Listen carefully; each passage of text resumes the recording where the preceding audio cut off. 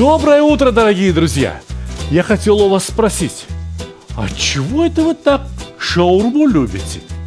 Это программа о вкусной и здоровой пище. А меня зовут Сталик Ханкишиев. Сегодня я научу вас готовить такое блюдо, что о шаурме вы позабудете. Это баранья мякоть, это бараний курдюк, а это бараньи ребрышки, которые нам пригодятся попозже. Мясо необходимо нарезать длинными полосочками.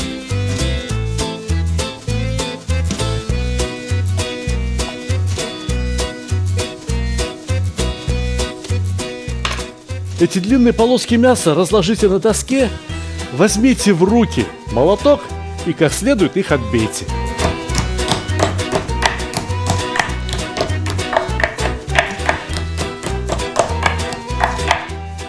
Отбитые кусочки мяса выкладывайте на поднос.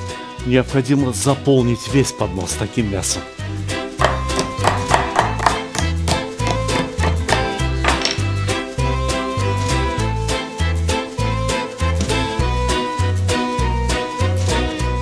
Первый слой мяса необходимо посолить и поперчить. Я думаю, что ничего больше этому мясу не надо. Может быть, если только немного жира добавить. Есть у меня курдюк.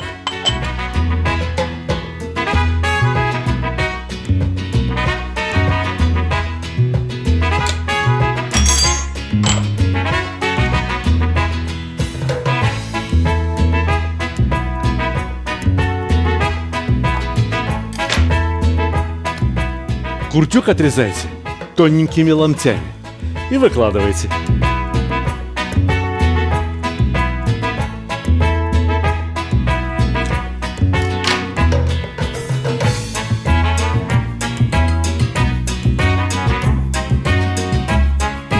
Ну и, пожалуй, что еще один слой мяса сверху.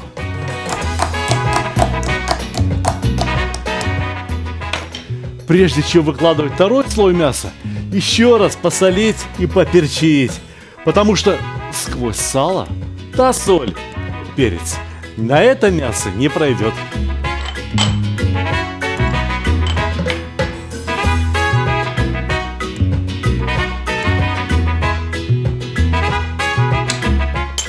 Все видно и понятно. Мы устроили этакий сэндвич из мяса и курдюка.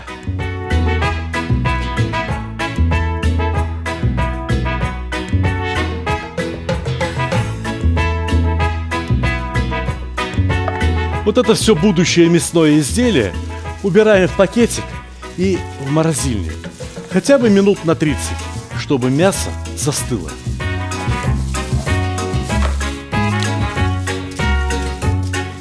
Ну а теперь ребрышки. Пожалуй, что самое вкусное место в барашке. Вот эта часть – отличный шашлык. Но мне эта часть не пригодится. Я выбираю там, где ребрышки подлиннее. Между ребрами и грудинки хрящики, которые прорезаются обычным ножом. Взяли, да и отрезали.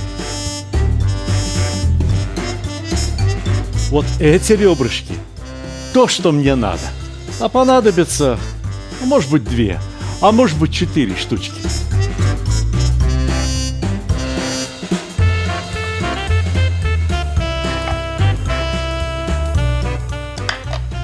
Вот оно какое.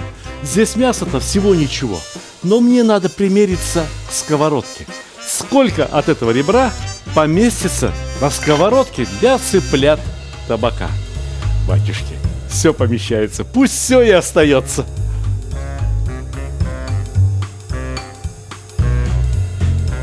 Красиво? Но это еще не все. Надо дождаться, пока слоеное мясо слегка примерзнет. Вот теперь мясо подмерзло и превратилось в одно целое. Посмотрите.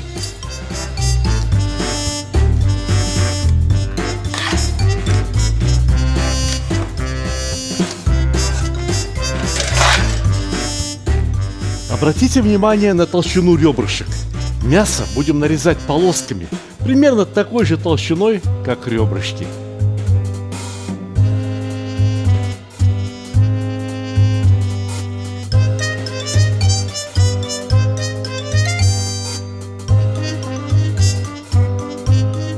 теперь мясо ставим, что называется, на торец.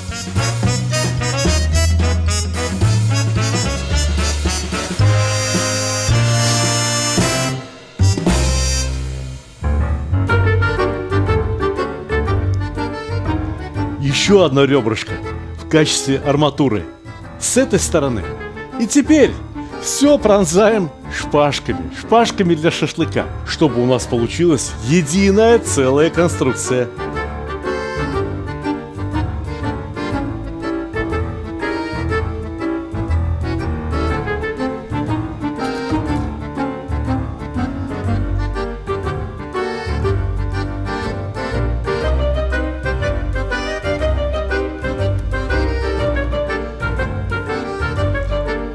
Ну как? Симпатично? Вот эти ребрышки-то тоже посолить, не забыть бы.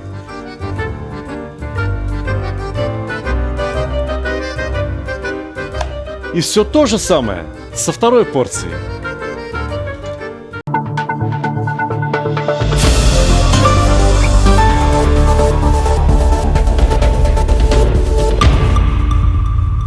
Меня зовут Сталик Ханкишиев. Если вы смотрите это видео, то это значит, что перед вами моя новая книга. Встречайте! Пожалуйста, не удивляйтесь, что обложка у этой книги практически черная. Внутри она переполнена яркими красками. Новые книги и журналы я пролистываю, начиная с последней страницы. Разглядываю иллюстрации. Десерты, целый баран на вертеле, шаурма, необычайно вкусные котлеты с роскошным пюре, рассказ о великолепном мясе для стейка и шашлыка, о том, как выдерживать мясо. О, самса! 420 страниц с великолепными блюдами, чебуреки, ароматные говяжьи ребрышки под соусом и универсальное блюдо в казане, которое получается у любого под названием басма. Невозможно обойтись без цыплят табака и самого вкусного блюда из рыбы – буглама, а также великое блюдо хаш и всеми любимый лагман. Несколько статей, без которых невозможно понять значительную часть моей кухни. О каурме, о топленом масле, ну и, разумеется, популярные и любимые пловы, шашлыки, самая прозрачная и ароматная шурпа, а также хаш, который превращается в самый вкусный русский холодец. Так кто же тот гениальный редактор, который в точности знает вкусы моих читателей и зрителей? Такого человека нет ни в одной редакции, потому что никто, кроме вас самих, не знает ваши вкусы настолько точно и убедительно. Это вы, коллективный редактор моей новой книги. На моем канале в Ютубе опубликовано более 800 рецептов. Я взял лишь каждый 10-й рецепт, а выбирал, судя по количеству просмотров, по лайкам и количеству подписчиков, которые собрал каждый рецепт. И что же это? Обычный сборник рецептов? Нет, читая эту книгу, вы изучаете кулинарную науку. Не зубрите граммы и минуты, а учитесь понимать смысл каждого кулинарного действия, изучаете законы природы, физики и химии, которым подчиняется приготовление еды. Каждый рецепт – это полезный урок, пройдя который вы получаете знания, позволяющие готовить гораздо вкуснее по любым рецептам, потому что постепенно, шаг за шагом, вы становитесь знатоком кулинарии. А еще на каждом рецепте QR-код, ведущий на видеоролик. В рецептах много текста не потому, что они сложны в приготовлении, а потому, что они детально проработаны и изложены максимально подробно. Вы узнаете все о тесте, фарше, начинках, как выпекать в тандыре и в духовке. Плохой учитель музыки заставляет зубрить пьесы, а хороший учит понимать музыку, легко исполнять любые произведения и даже сочинять новые мелодии. Эта книга именно такая. Здесь собрано 75 рецептов, которые научат вас кулинарии, сделают вашу жизнь вкуснее и заставят стать счастливее. Приобрести эту книгу можно только на сайте stalik.ru. Интернет-магазин stalik.ru является эксклюзивным продавцом этой книги. Зато вы можете заказать ее и с автографом, и в подарок вашим друзьям, и с доставкой точно по адресу. Вообще, хорошо бы эту конструкцию зажарить на мангале, не спеша, с дымком. Ну и на сковородке гриль тоже может получиться вполне себе замечательно. Нагреваю как саму сковородку, так и крышку для нее. Но слишком сильно нагревать сковородку не стоит. Мясо обожжется, а нам этого не надо. Нам надо, чтобы не спеша, очень не спеша, никуда не торопясь, расплавился жир на мясе. И дальше, чтобы мясо само не спеша, никуда не спеша, аккуратненько пожарилось, чтобы получилось нечто похожее на шашлык.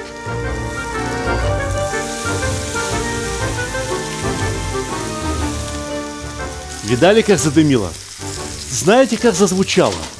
А дело в том, что мясо висит на палочках над решеткой, и самой решетки почти что и не касается. Тем не менее, жир из него выплавляется. Тем не менее, мясо готовится, и я сейчас даже попробую его перевернуть. Раз, два. Ха-ха. Симпатично.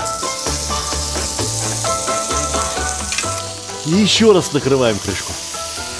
Секрет этого метода состоит в том, что мясо очень близко к разогретой поверхности.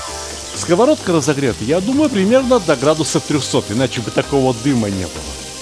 И это абсолютно равнозначно тому, как если бы мясо находилось на расстоянии 10 сантиметров от разогретого до 750 градусов угля.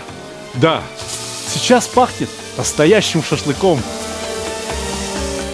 Я сильно удивлюсь, если кто-нибудь скажет, что он видел мясо, приготовленное на сковородке, и оно было красивее, чем вот это. Или чем вот это. Но такое блюдо заслуживает соответствующей подачи. Посмотрите, здесь нарезаны все возможные овощи. Здесь у меня зелень. Все это смешиваем в миске. Поливаем лимонным соком. Поливаем хорошим маслом. Посыпаем солью и перемешиваем с зеленью и гранатовыми зернами.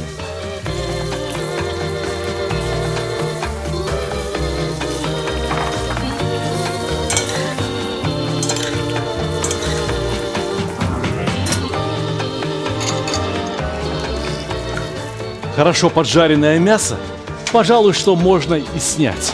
Мясо сразу можно прорезать ножами, чтобы кусочки для поедания были удобные. И разумеется, да, вот это мясо, этот салат, кетчуп, я не знаю, какой еще соус, можно завернуть в лаваш. Но зачем? Мы же дома. Мы не собираемся есть на ходу, мы не собираемся есть в машине. Упаси Господь! Мы сейчас поедим так красиво, как мало кто ел. Но мне для этого понадобится еще одна раскаленная сковородка. Выкладываю на сковородку примерно половину салата. Выкладываем сверху мясо.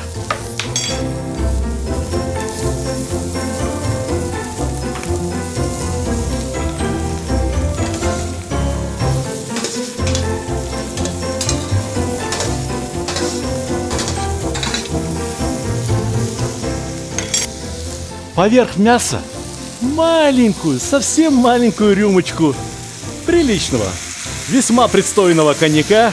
Накрываем на минутку, зажигаем спичку. Ну? Конечно, без этого фокуса можно было бы обойтись. Но иногда так важно удивить родных и близких, порадовать их не просто вкусной едой, а едой, которая вкусно подана. Но самая правильная подача таких блюд, когда все делается на кухне, когда никто не видел, что там только что происходило. Вы приносите на стол, говорите «Хаталай-махалай», стали ханкиши и открываете. И все аплодируют. А я, дорогие друзья, желаю вам приятного аппетита!